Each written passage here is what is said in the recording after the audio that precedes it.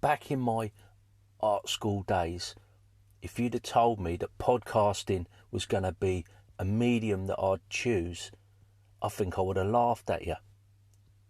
But seemingly it is. In this episode, I want to talk a little bit more about that, as well as pick up on a couple of other prompts that feature in day 9 of RPG A Day month.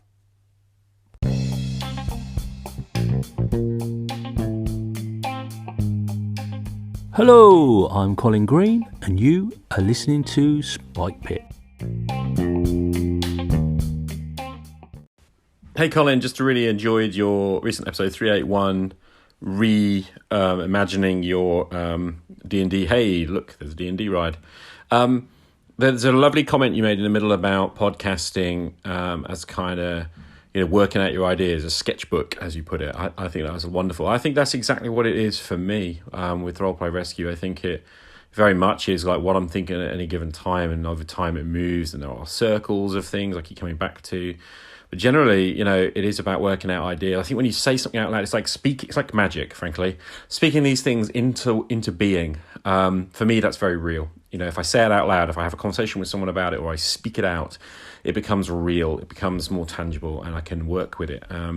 Otherwise, it's just locked in my head. And I think, speaking it out genuinely helps me. So anyway, just wanted to share that thought. Game on. Listening back to this calling from Che, I wished I used it on my previous episode, because I gave a shout out to his recent bonus episode talking about how he puts his podcast together, and that's a bit of a missed opportunity there. I do circle back a lot, and Che mentions that I don't think it's a problem. I've never felt that negative thing about moving in circles, and I think life is really a bit of a circular thing. You see it so much in nature, and sometimes I think we forget how close we are to nature, really. It's something you notice more if you're working outside a lot, as a gardener, obviously. And I think going into teaching, you've got the cycle of new terms, new students coming through all the time, constantly using the same material for teaching as well, and thinking each year how you're going to improve on that, and perhaps do a better job next time round, or how you're going to bring in new information into an older subject. And I do remember Che in his Roleplay Rescue talking about the whole business of circles, and he'd come in for a little bit of criticism, which I believe at the time I said I felt was unfair. It's all about development, isn't it? You're doing something repeatedly. I mean, this is episode 399. I'm coming up for my 400th episode, and every time I put something out, I think, I could have done this, I could have done that. Or I go back over old episodes and change them about. It's that, I don't know if it's the tinkering, if it's the same sort of tinkering that we get with role-playing game systems. So you play a few sessions, you think, I could change this, I could change that. I don't know if it's just a sort of a human thing, an individual thing. Is it something that people who play games do? I feel like I'm looking for a pattern that, well, maybe it doesn't exist. Anyway, Che's got more to say. These are a little bit older, these messages, and I think I'm gonna use RPG as an opportunity to play some of these older messages, especially where they fit in with the theme. Let me play Che's message, and we're moving the theme in a slightly different direction now. Hey Colin, it's Che. I just wanted to say, this whole idea of player roles, not just character roles, but player roles. I think that one of the things that I like most, sort of helped me understand this with the Cypher system, is the archetypes used there, the types of character. And like, what immediately came to mind was the speaker, the type of character that a player takes on, where they are essentially the interactor, the one who will often negotiate or be persuasive and all those kinds of things. I think that's a definite role amongst players. I think some players really excel at that. And I think other players are much happier to allow someone else to lead in that way. And I actually think also that there is a sort of warrior archetype that some of us just like to get in there and be the muscle. Along with all the other things that you said, I think there are so many different roles that we take on as players. And I think what's important is that the player group figures that out and people step up into those roles. But anyway, just a quick thought. Thanks, man. Roles, then, was another prompt in day 9. I talked about this quite a few episodes back, and that's what Che is responding to. It didn't really capture people's imagination very much, I don't think. But I think it is quite interesting. In your typical RPG, say Dungeons and Dragons type RPG, oftentimes you've got classes. Typically that class performs a fairly similar role game to game.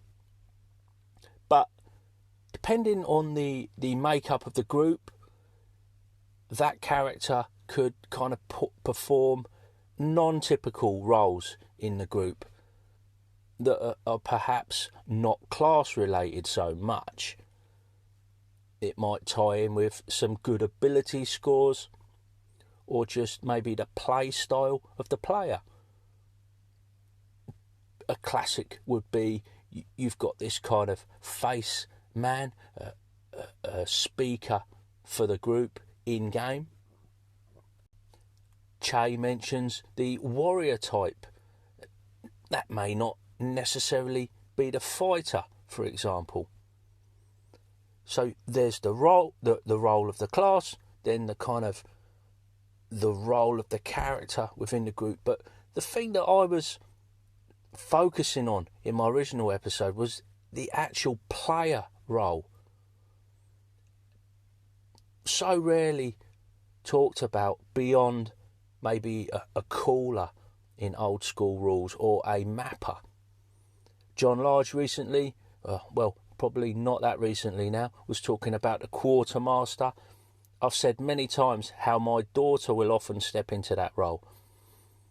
Then the chronicler, the person taking all the notes. Now, the note-taking theme has cropped up recently. If you've got a kind of what I would regard as a fairly harsh stickler of a GM insisting on players actually remembering stuff, somebody who's taking good notes becomes priceless, really. I've even looked this up recently, the idea of taking notes using the Cornell method.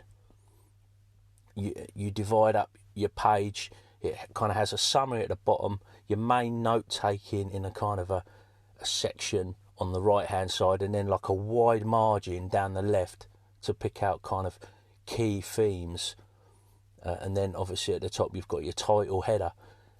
Look like a good way to organise your notes. It's a kind of time tested, tried and true method.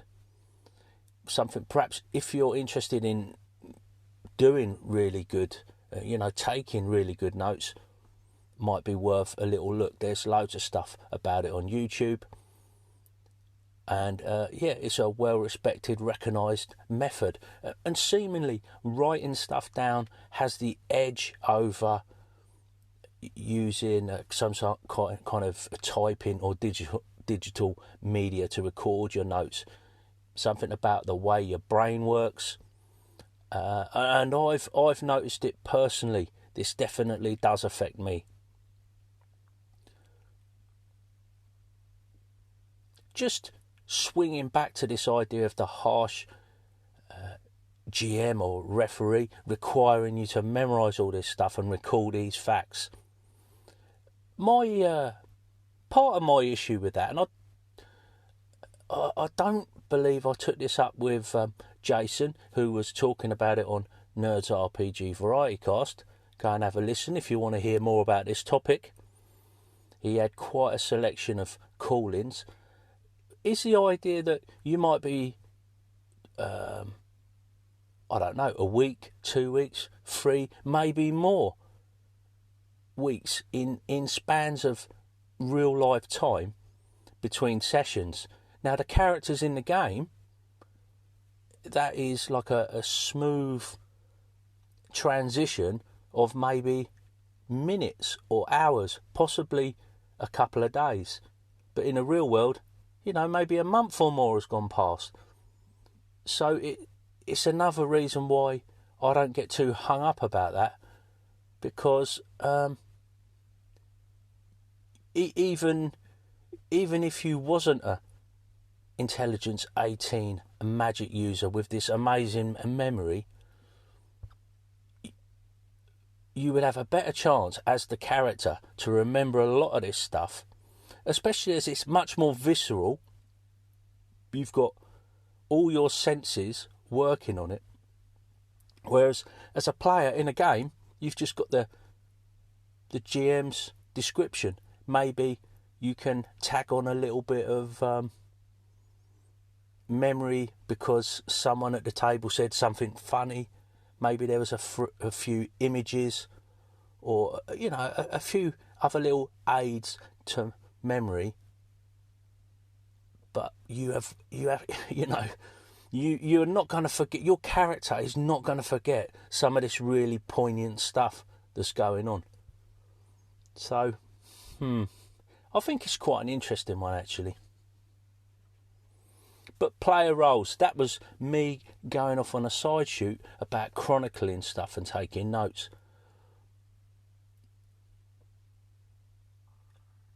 Perhaps you've got like the comedian, you've got someone who steps in, lightens the tone every now and then. You've got the organiser or the host. Quite often this falls on the dungeon master, but it really should and could be anybody. Sometimes I think in a group you get like a bit of a hype man, somebody who stirs up everyone's enthusiasm, talking about a game.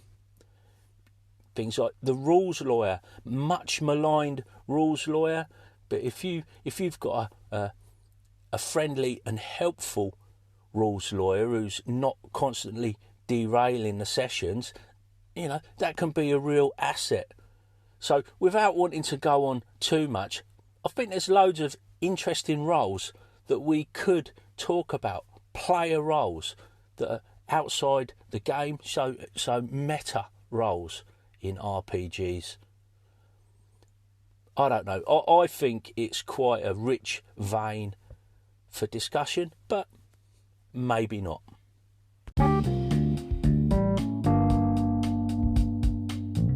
And that, as they say, is a wrap. Big thanks goes out to you, the listener, for taking a bit of time out of your day to listen to old Spike Pit. Take care, and I'll catch you later.